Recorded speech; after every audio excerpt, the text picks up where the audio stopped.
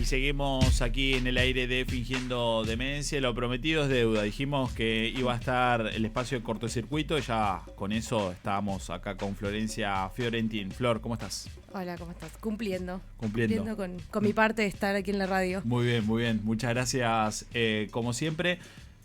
Y en este lindo clima, ¿cómo te está tratando este calorcito? A mí me encanta la primavera y me encanta el verano. Sí. Me aguanto los días de 45, bueno, 45 es una locura, pero viste esos días de más de 40 grados, me los aguanto porque me encanta el calor. Bien, sos team playa entonces. Sí.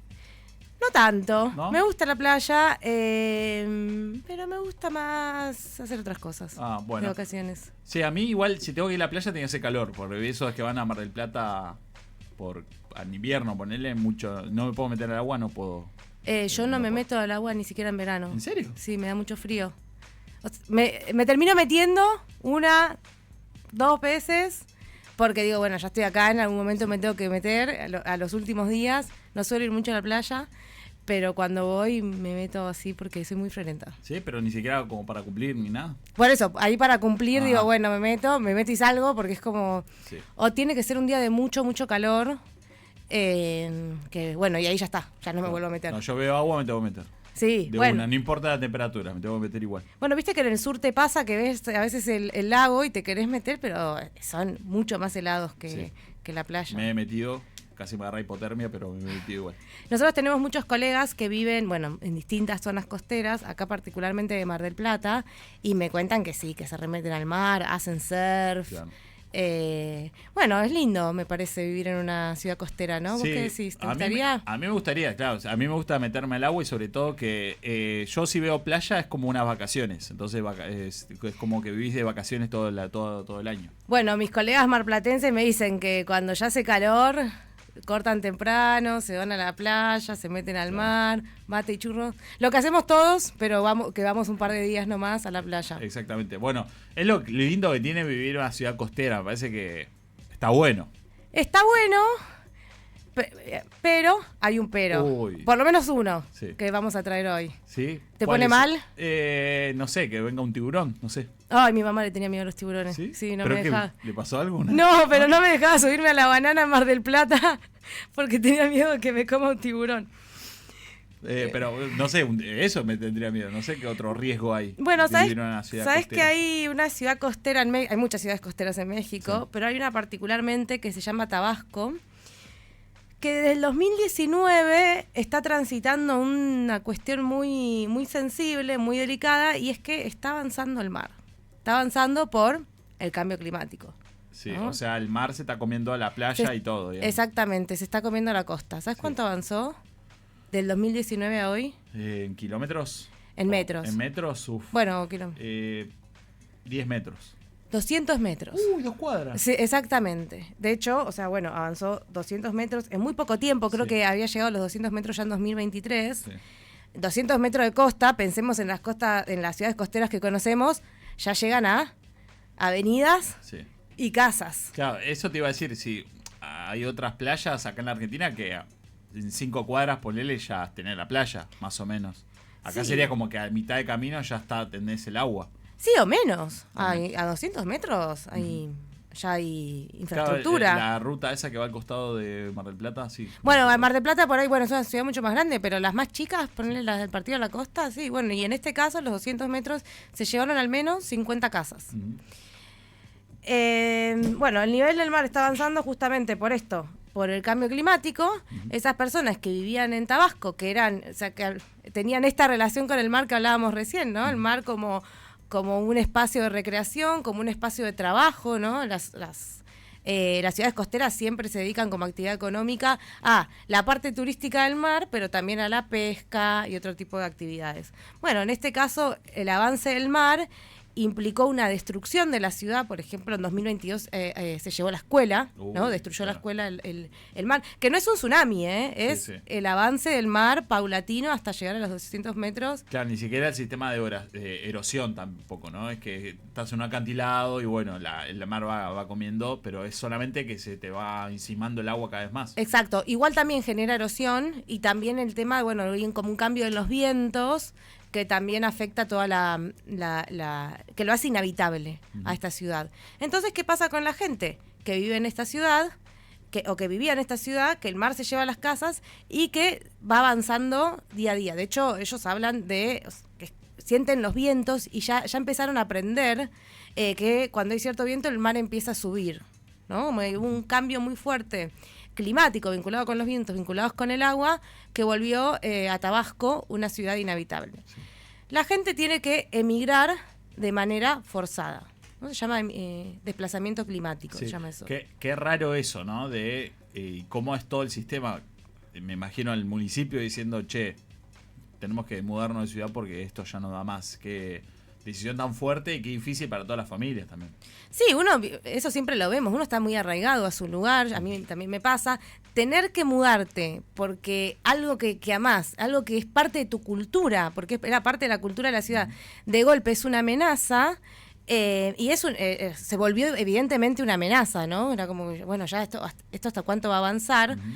Entonces tuvieron que emigrar de manera forzada. Y hay un concepto para esto, porque este es como un caso que traigo a colación a modo de ejemplo, que es esto, el desplazamiento climático, ¿no? Que principalmente se relaciona con el mar, pero también están los terremotos, bueno, los tsunamis, u otro tipo de eventos climáticos, de desastres climáticos, que hacen que la gente tenga que emigrar, que puede ser dentro del país o puede ser fuera del país, que ahí es como, no sé, hay como una discusión si se dice desplazado o si es un refugiado o refugiada. Uh-huh. ¿Qué pasa? Hubo una cierta atención por parte del sector público, por parte de organismos internacionales, por esta población de decir, bueno, vamos a acompañarlos, porque claro, ¿qué pasa cuando uno emigra a otra ciudad? Digo, yo directamente pienso en las guerras, ¿no? En los refugiados por guerra y bueno, con todo lo que está pasando ahora.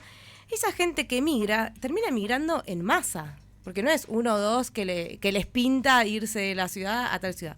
Terminan emigrando en masa cerca del territorio, porque tienen pocos recursos, claro, porque hay una cuestión cultural y lingüística.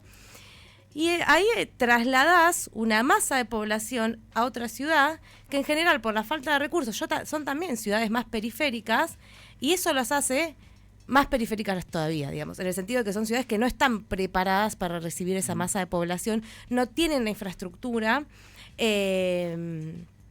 entonces, bueno, lo que termina pasando es que ese emigrante, ese desplazada, termina siendo un desplazada estructural, digamos, sigue migrando de un lado a otro. Eso te iba a decir, los problemas estructurales que conlleva esto, ¿no? Porque no solamente es, che, tenés que ir porque nos está tapando el agua literal, sino es, esas personas tienen que dejar su casa, tienen que irse a vivir a otro lado en una casa, y todas las pérdidas que eso lleva, ¿no? Bienes materiales, también económicos, laborales también, y los problemas que de alguna forma generan en la nueva ciudad en donde se van a asentar, o nuevo pueblo, lo que sea, digamos, ¿no? Que quizás una sobrepoblación, quizás la ciudad o el pueblo no está capacitado para recibir tanta gente. Bueno, hay un montón de problemas que aparecen, ¿no? Con toda esta problemática. Sí, y hay iniciativas de políticas públicas y hay todo un movimiento acá en esta ciudad de Tabasco que es el mar viene más rápido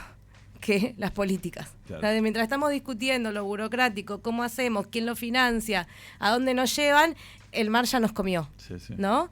Hay todo un movimiento de refugiados, de desplazados. Yo te traje algunos números porque a mí, bueno, yo soy economista, no puedo contra mi genio, pero a mí estos números me encantan.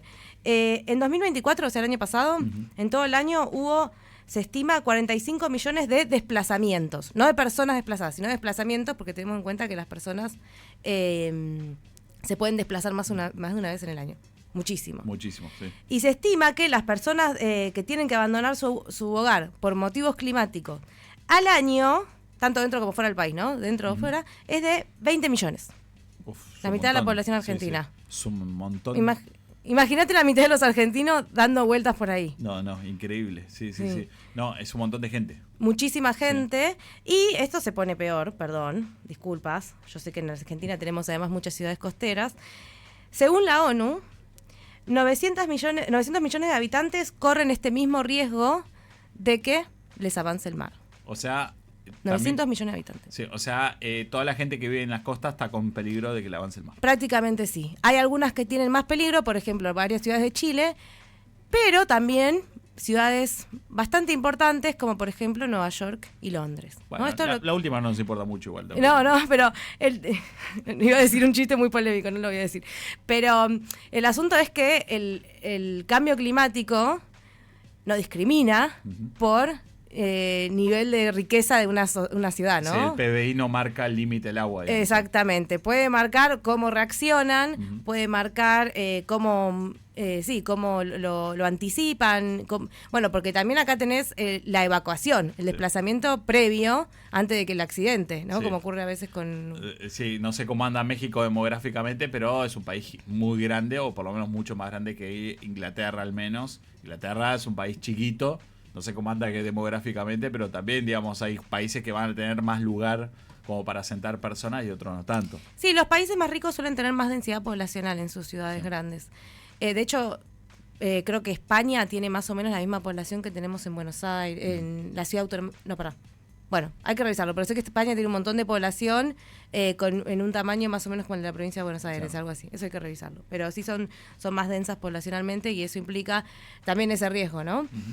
Es un tema, de hecho ahora se está hablando sobre los refugiados o los desplazados climáticos, y lo que se está hablando es cómo reaccionar sabiendo que eso va a aumentar, porque el cambio climático viene más rápido de lo que podemos atenuarlo. Sí, eso ¿no? me queda esa pregunta, porque uno como país puede tomar determinaciones de esto, desplazar cierta cantidad de gente. El tema es que no medio que aliviase el problema. El problema de fondo es que el agua te está avanzando y es justamente, me imagino, por un montón de otros factores más graves aún que esos. Es que esto tiene como dos caminos. Por un lado, detener el cambio climático y hacer retroceder todo lo que el cambio climático ha generado y ha avanzado. Pero por el otro lado, una cuestión realista de, bueno, ya entendemos que el cambio climático es un problema, algunos no tanto, pero por lo menos muchos organismos internacionales sí, y es, esto va a pasar, ya sabemos que de acá a 2035 por ahí va a aumentar mucho la población que va a tener que emigrar de manera forzada por desastres climáticos. Hay que empezar a pensar en una proyección. El concepto de refugiado, como si existe por guerras o pandemias o lo que sea, no existe en términos de refugiado por el cambio climático, por un efecto climático. Entonces eso es algo que se está empezando a discutir, pero que es, como decían la gente, los colegas, la gente de Tabasco, está viniendo más fuerte el mar. Hay que discutirlo ayer. Sí, ya. ¿No? Ya. Y después, obviamente que todo esto que decíamos, bueno, la gente se desplaza, se vuelve a desplazar, esa gente, la gente adulta ya queda en una situación muy vulnerable. Y no importa, como decías vos, no importa el punto de partida.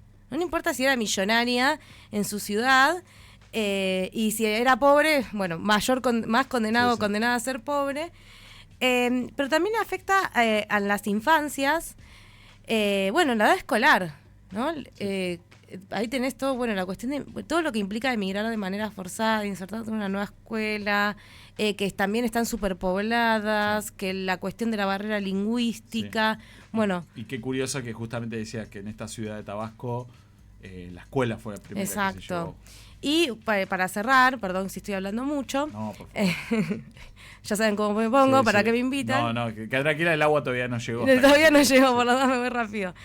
Por hacer el chiste me olvidé que iba a decir, ¿te parece? Digo que... de verdad me olvidé que iba a decir por hacer el chiste. Ibas a hablar de la escuela, de la educación, estabas hablando de eso. Del avance del agua hacia las escuelas y que afecta sobre todo a las infancias en cuanto al cambio de escuelas y toda esa cuestión. Sí, pero no me acuerdo qué iba a decir por hacer el chiste, mirá. Bueno, no pasa nada. El humor no es tu fuerte, parece. Ay, qué malo.